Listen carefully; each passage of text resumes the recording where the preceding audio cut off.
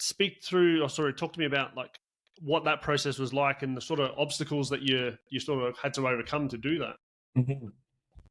That one, to be honest, I think was just a matter of I was putting, so I was about 22, 23 at that point, and my family was always kind of like, keep pushing it and everything, but just have a backup plan. Don't be too crazy about it. If things don't work out, it's okay, whatever. And I think around that age, I had an injury the season before. I broke my collarbone, so then I had to sit out most of that season.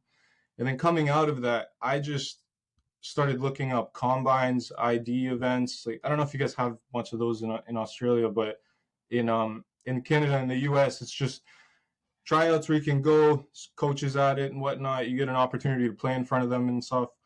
They can be costly at times, but I know people who have gotten professional contracts out of them and stuff. So then I just, for a good stretch of a couple months, just went to as many different things as I could, really tried to put myself out there as much as possible.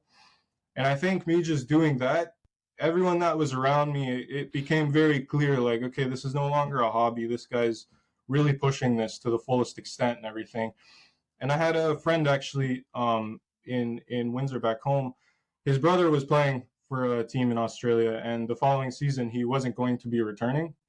And like I said, I think it was just a matter of he knew what I was doing and what I was about at that time. And he presented me with the option. He said, if you're interested, we can try and make a call, set this up. And I was like, yeah, 100%. Like it sounds like an opportunity. So yeah, we organized that. They were happy with what they saw, and next thing I know, I'm in Australia.